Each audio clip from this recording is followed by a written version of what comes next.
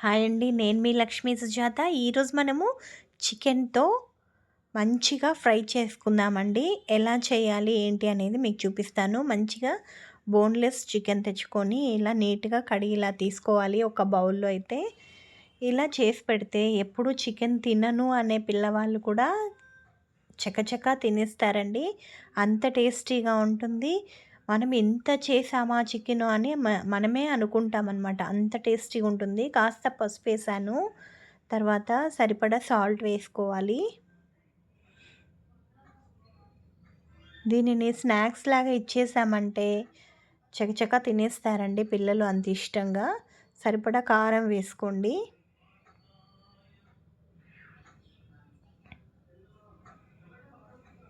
ఇలా చేసి పెట్టారంటే ఎప్పుడు తినని వాళ్ళు కూడా ఇష్టపడతారనమాట. అలా ఉంటుంది. గరం మసాలా వేశాను. ఇప్పుడు మిరియాల పౌడర్ కొంచెం వేశాను.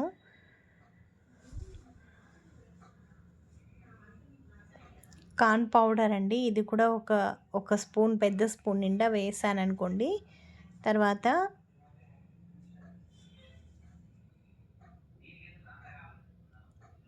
అల్లం వెల్లుల్లి పేస్ట్ అండి.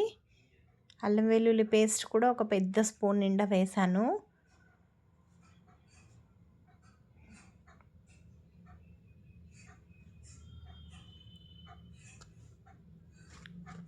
ఇలా ఫుడ్ తినక ముందు ఇలా పెట్టేశారంటే ఎక్కువగా ఫుడ్ తినరు, లావు కూడా అవ్వరండి. ఎంత సన్నగానే ఉంటారు ఎంత తిన్నా కూడా. ఇలా గట్టి పెరుగేసుకోవాలి.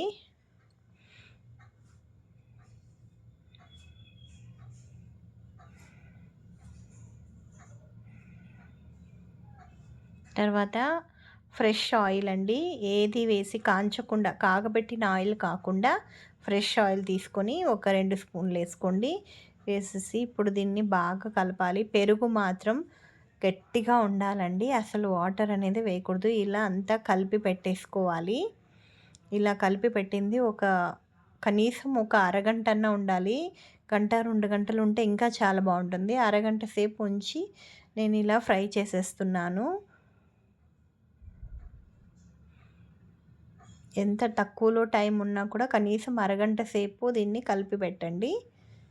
అప్పుడు మనకి అంత ఉప్పు కారం బాగా పట్టి టేస్ట్ కూడా చాలా బాగా వస్తుంది. ఇలా అన్నీ వేసేసుకోవాలి.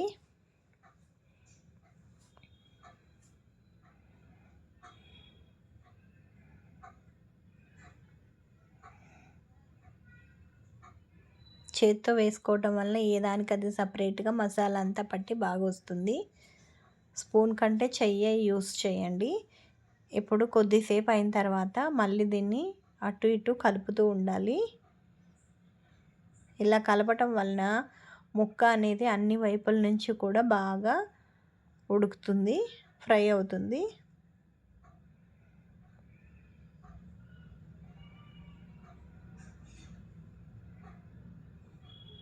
ఇలా చేసి పెడితే 2, 3 థమ్సప్లు కూడా సరిపోవండి. పిల్లలకి కూడా అంత బాగా ఇష్టంగా తింటారు. టేస్ట్ కూడా చాలా చాలా బాగుంటుంది. చూడండి, ఇలా బాగా ఆయిల్ అంతా పోయే విధంగా మనం దీనిని ఫ్రై చేసుకోవాలి. ఈ విధంగా ఫ్రై అయిన తర్వాత మనం దీన్ని ఒక ప్లేట్లోకి తీసేసుకోవాలి. తర్వాత మనము ఇప్పుడు ఒక పెద్ద ఉల్లిపాయ వేసుకుంటే ఉల్లిపాయ వేసుకోండి. లేదు అంటే ఈ విధంగా క్యాప్సికము, పచ్చిమిర్చి, వెల్లుల్లిపాయ రెబ్బలు, ఎండుమిర్చి వేసుకోండి. ఉల్లిపాయ వేసుకున్నా కూడా బాగుంటుంది. అదొక రకమైన టేస్ట్, ఇదొక రకమైన టేస్ట్ అండి. మీకు నచ్చినట్లయితే లైక్ చేయండి, షేర్ చేయండి, కామెంట్ చేయండి.